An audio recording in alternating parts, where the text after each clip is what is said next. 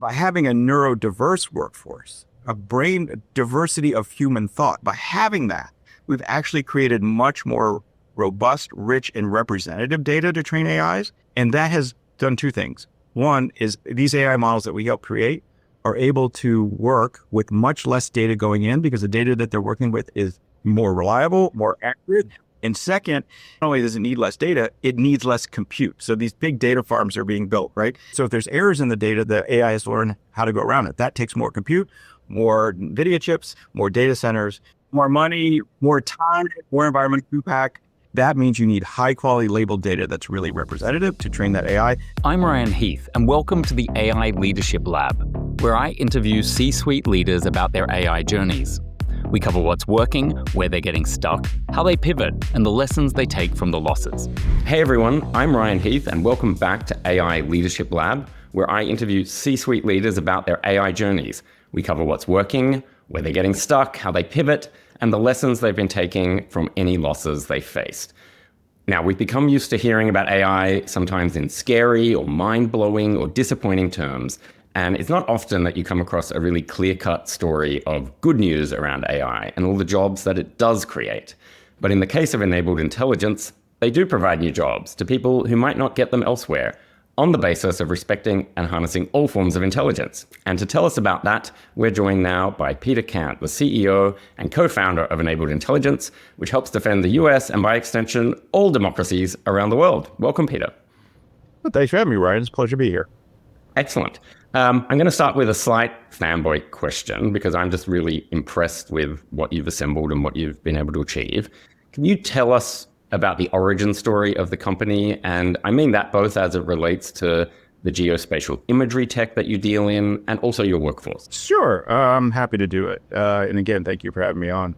So it was a number of years ago, I was working at a place called the Stanford Research Institute, SRI International. It's a large nonprofit lab founded by Stanford University back in the 1940s. It's done everything from robotics development to creating satellites was one of the first AI developer R&D organizations. In fact, invented Siri, which became Apple's Siri years ago. And one of the things that we saw happening we had a number of AI labs there, about 2,200 researchers.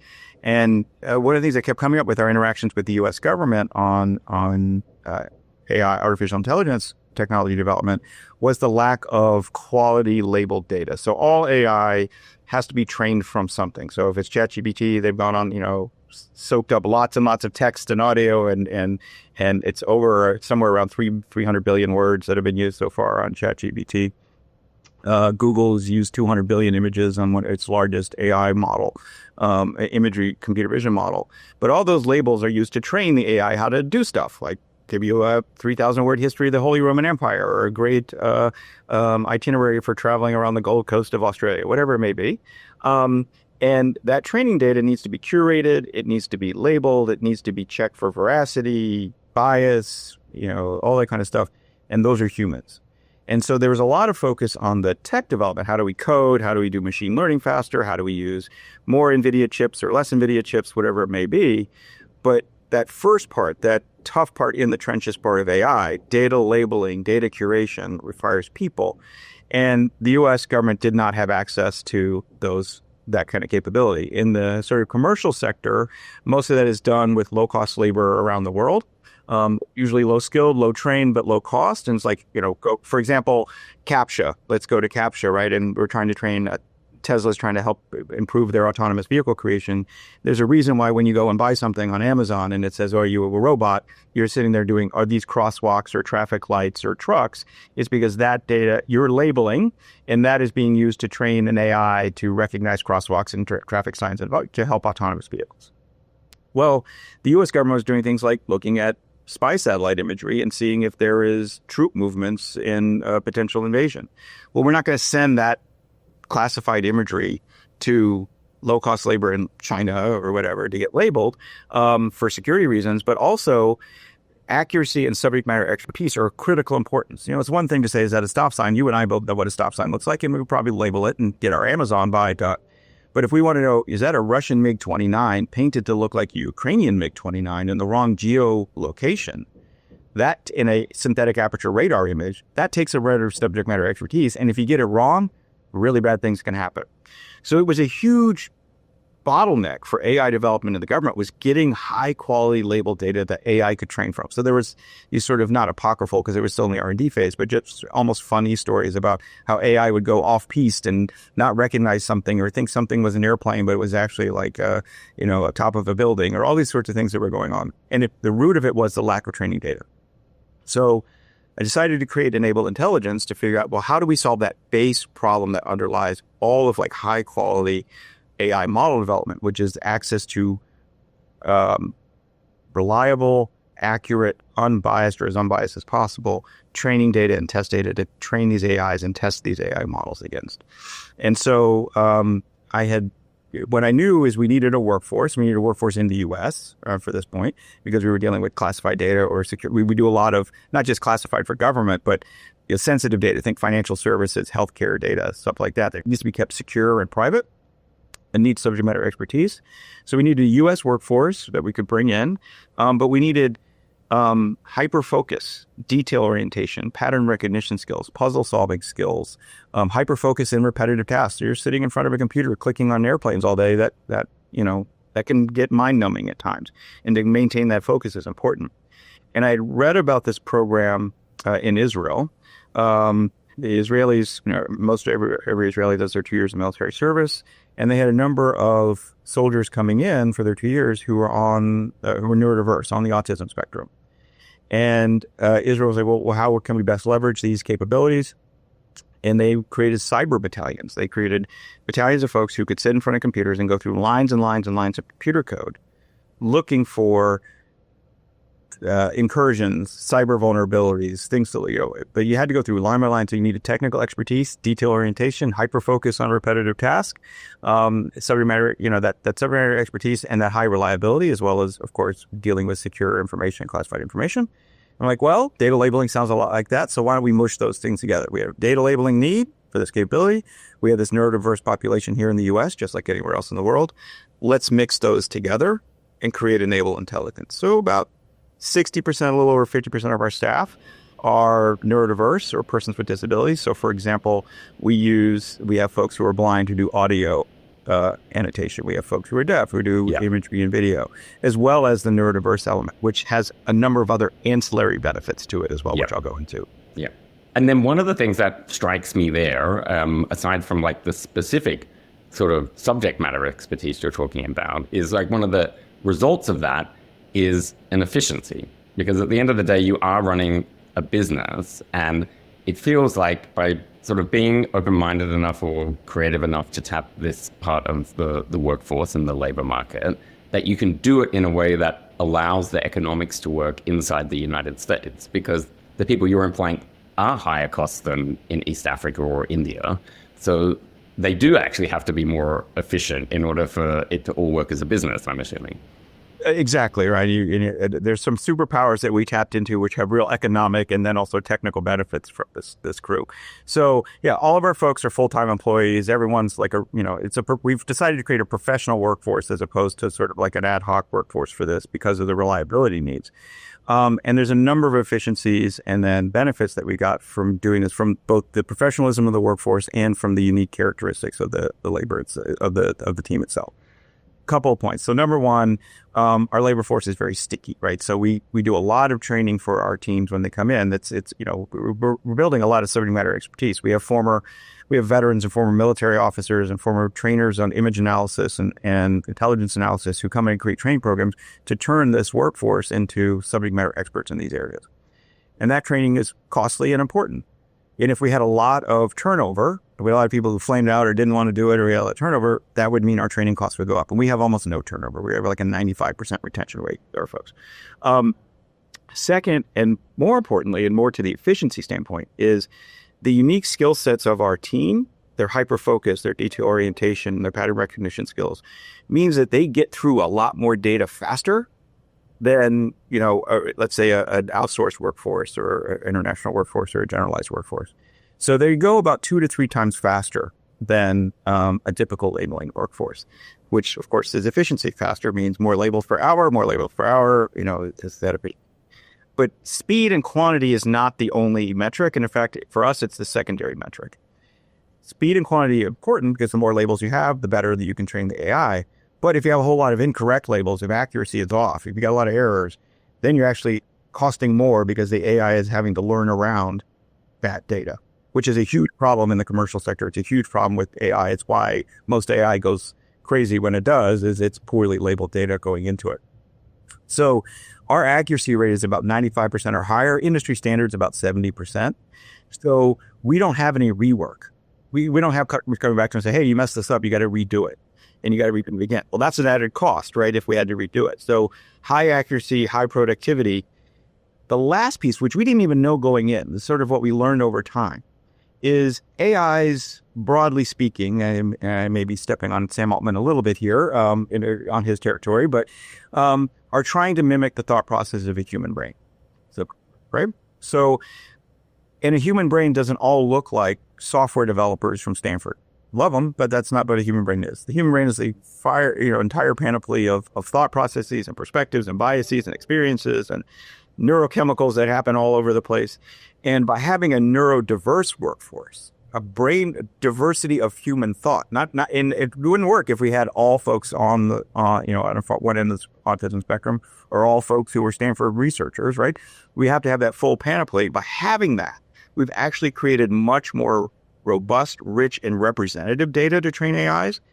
And that has done two things. One is these AI models that we help create are able to work with much less data going in because the data that they're working with is more reliable, more accurate. It just works and is more representative of what, the AI is going to see in the field or in the wild. And second, not only does it need less data, it needs less compute. So these big data farms are being built, right? You need lots of compute for the AI to think like a human brain, but also think around these errors. Right? So if there's errors in the data, the AI has to learn how to go around it. That takes more compute, more NVIDIA chips, more data centers, more money, more environmental impact, more environmental impact, and and for in a military aspect, right? If I'm a soldier in the field, dealing with something, I'm trying to figure out what is this? This drone is seeing this object. What is it? I don't get to call a data center back in Loudoun County to run 400 GPUs real quick. I need it done there. I need AI at the edge. AI at the edge means that you need an AI model that's what's called really thin or lightweight that can work at the edge and work reliably.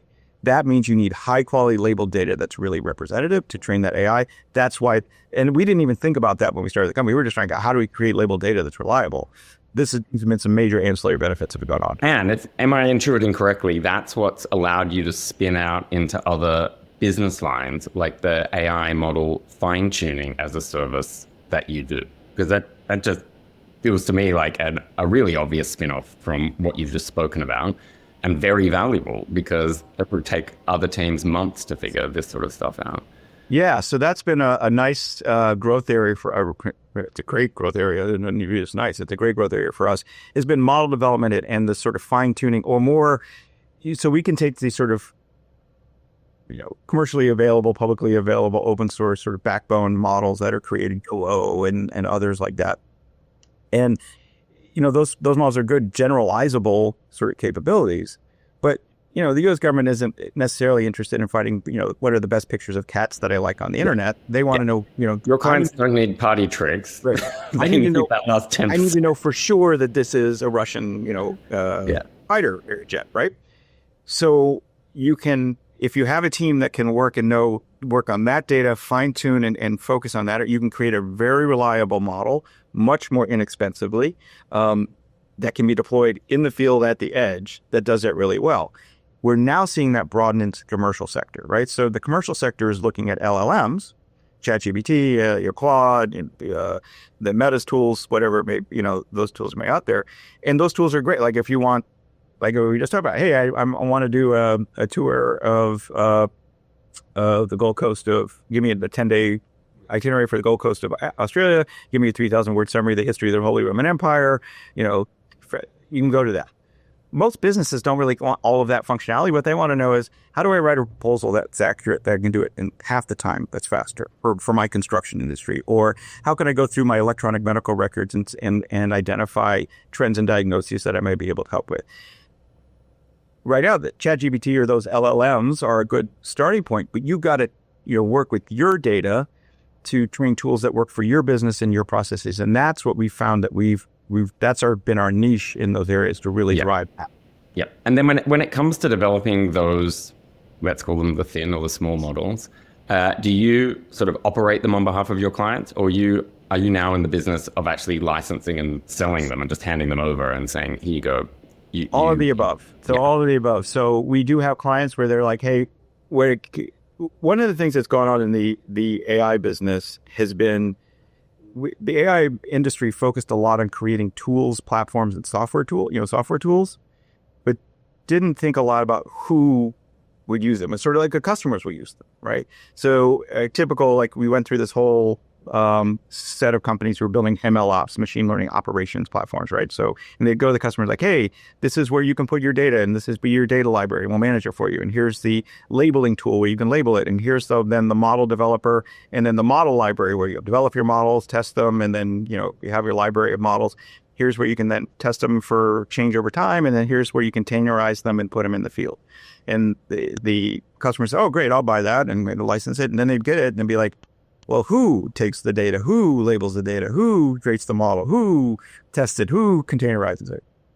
And if you're a non-native AI, sure, if you're Google or whatever, great, you have those teams. But if you're a large construction firm or a health insurer or the U.S. Army, you don't have the who. So we have seen where our customers are now coming to us and say, here's everything from here's a bunch of raw data, label it for us and give it back, to here's a bunch of raw data, create an AI model that you then either sell to us or license to us and we will run it. Or here's a bunch of data. What we want you to do is do the analysis. Come back, create the AI tool and tell us where all the tanks are, and tell us every day where all the tanks are, or whatever it may be. So we offer all those different varieties to the customer when we go forward. Now, I've got I guess it's a naive question, but I have heard you talk about your work with hyperspectral imagery. So I think first question is, can you tell us what hyperspectral imagery is? And the second is, like, AI seems to be playing a role in broadening its real world application. So it's not just an expensive niche for one little part of the military, for example, but we're starting to see it across more of our defense forces, and maybe we're going to start to see it more in the commercial world as well. What's your sort of take on sort of where that's headed and the role you're playing in that? Sure. Yeah. I'm going to do my best as a person with a master's of public policy and economics. I'm going to do my best technical conversation about hyperspectral, but I'll do my best. So hyperspectral. So we tend to think of, when we think of satellite imagery, we think Google Earth, we think Google Map, right? Here's a picture top down looking down, and there's the roads, and it looks like a picture, like what's called electro-optical sort of just color picture that we all recognize. But as we may remember from high school or A-levels science, is there's lots of forms of light, starting all the way from infrared through X-ray and on, that aren't visible to the human eye. And that spectrum is wide and vast and can be collected and their sensors graded. And those who create the widest spectrum, hyperspectral, so lots of spectrum, is hyperspectral imagery. So there are now both government sensors, but now there's a growing commercial industry, companies like Pixel Space and others, who are putting up satellites or other imagery, hyperspectral satellites. And what that's collecting is light across all these visible and in somewhere close to 220 different spectra that are captured one sensor. And is it right to think of them as like layers in an image, or is that? They are. It's often referred to as a hyperspectral cube, where you'll have 220 layers. Yeah. But it's how those layers interact with each other that tells you what the substance is. So we can find things like, hey, that's a lithium mine, because we can detect the lithium using multiple layers of that spectrum. Even though from above it looks like, well, there's a hole in the ground. Well, we can say that's lithium in there, or we can, now where it's been used in the commercial sector is a lot of like agricultural, like, is this arable land? What's the water content? Is there rainforest deforestation happening? What's going on coastlines? Are corals getting, hyperspectral imagery can pick up a lot. There are, of course, a lot of military aspects to hyperspectral as well. Think of things that may look like a plant, but aren't a plant, like camouflage, right? I mean, that's not, so when you can do material discrimination, but the problem with it is if we have trouble looking at a EO image, just like, hey, what's going on in this map, this satellite picture of the ground, imagine there being 220 of those, and they're all representing different chemical form, chemical elements or other pieces to it. And it's not even what looks like in each slice, but it's how slice 2, 4, and 48 work together that gives you that information. Right now, it takes a chemist to do that. And so not only do you have all this data, but you only have a few experts who can actually translate it. And there's all these, especially as we move to satellite hyperspectral, there's a whole bunch of stuff in between. So when we create spectral libraries, usually there's a spectroscopy, something to measure spectrum. And in the lab, they'll say, oh, here's lithium, lithium from a lithium mine, not pure lithium, but, a lithium mine. And they hold the spectrum and it's like, oh, this is the signature of lithium in a hyperspectral. No, when you put 430 kilometers into space in low Earth orbit, this satellite, and it's taking a picture. There's the ionosphere, the other atmosphere, there's stuff on the ground. Not all lithium looks the same, all this kind of stuff. So someone has to go through all of that. It's almost impossible from a human standpoint. So labeling hyperspectral is a capability all of itself that we've learned. But then creating AI models that can go through all 220 channels, look for that noise, that's where we're going to. And it has all these commercial, agricultural, extraction, disaster recovery, and military implications that are just coming out now that are enabled by AI plus hyperspectral. Well, maybe that answers the next question, which was kind of what's next for enabled intelligence? Is it expanding there, or do you just have enough on your hands from everything? No, I mean, so we work on almost every type of data. So we do a lot of audio, text, of course, all these imagery types that we've talked about, EO, other radars, infrared, hyperspectral. And it's where I see us going as a company, there is still a unquenchable need for labeled data. A lot of people say, oh, we can do model assist labeling, label it for ourselves, but or have a computer label it. If a computer knows how to label it, then you already have the AI tool that can do it. Then you don't need the labels. So we're pushing that to the next level. So right now there's unquenchable search. So we've doubled the size of our company in the last 2 months, just responding to labeled data requirements. Where we're growing even a little bit faster is not in the number of people, but in what we're doing has been on these specialized AI, almost like a disposable or not, but a purpose use AI tool that's low cost to develop, low cost to deploy, highly reliable for a period of time, and then low cost to trade for specific business use cases, right? So how do I write proposals faster? How can I turn around my financial filings quicker using AI with very high reliability and low error rates? And then going into some of these unique data sets, hyperspectral, infrared, foreign language, all these sorts of chemical formulas. There's all these things that require that we've seen us push, where AI is really pushing to the next level. And we're now moving into those spaces. Yeah. Now that is a jaw-dropping pace of growth. I'm wondering, do you find now that you've established this reputation for hiring neurodiverse staff and also the veterans, is it are you able to keep up that pace because people are beating your door down because you're a bit of a magnet for this sort of talent now, or how are you actually getting everyone in the door is my real question. Yeah, there's been a lot of even the overpaid CEO getting down and dirty and building desks this week, but in last week. So that's definitely been going on as we've dealt with this growth. But more so, I didn't come to this with some backstory of working with folks who are neurodiverse. And I mean, I worked in the sciences, so plenty of people, you just work around in life. There's plenty of people in neurodiverse that you encounter, of course, every day, whether we know it or not. But it wasn't like this was a labor of love, like I have a brother or a family member or a friend. It was really like, hey, there's this gap in the market. There's an underemployed population that can be deployed. There's a rent to be made here. There's a business to be built here. Let's do it. So I didn't come with this knowledge. So my first hire was our chief people officer, Lauren Bacon Smith, because we knew it's a people business. So even though it's a tech company, starting people. But that's smart. People think AI is a tech story, and it's just a future of work story. Yeah, it's a future of work story. So we brought in a chief people officer. She's been great to sort of build this network of how we bring people in, and we had to design everything from scratch. How do we support? How do we find this workforce? How do we recruit? How do you do interviews with a neurodiverse population? Right, all these kinds of things that you get to do. And we've got a really good process now and a culture around that. What I wasn't expecting was how prevalent and how hungry that population was, and how good they are at real this meaningful work. And so it's not hyperbole. People are literally banging on the door asking to come in. So when we onboard 100 people this month to do this work, there are more behind. We've built boot camps, internship programs. We hire at the high school level. We at colleges. We have folks coming through nonprofits that we bring in. We're expanding out at the Midwest to St. Louis, and there's a whole other population that we can pull into there. And then we've had calls, especially from NATO countries, like, "Hey, we'd like to build this for our use overseas," and that population is there. And that actually honestly feels like it could be another business line for you. Not that I'm in the business of giving you advice you didn't ask for, but you could almost scale this training program and these modules you've created. Like, I think there'll be demand for it out there if you have a way to partner with people or sell that in some way. There is, and we've been back and forth because that's come up, like and certainly that's something we learned. And it's not core. It's core to the business. Like, we have to be able to do that to get our people here.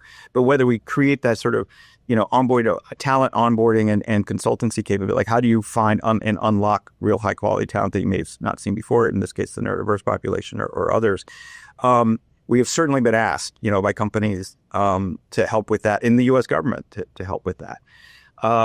And it's something we were sort of playing with. One of our first investors is a nonprofit bank out of New York called the Disability Opportunity Fund, and they invest in or provide loans to companies who either help people with disabilities, employ people with disabilities, or run by people with disabilities, and they liked our story.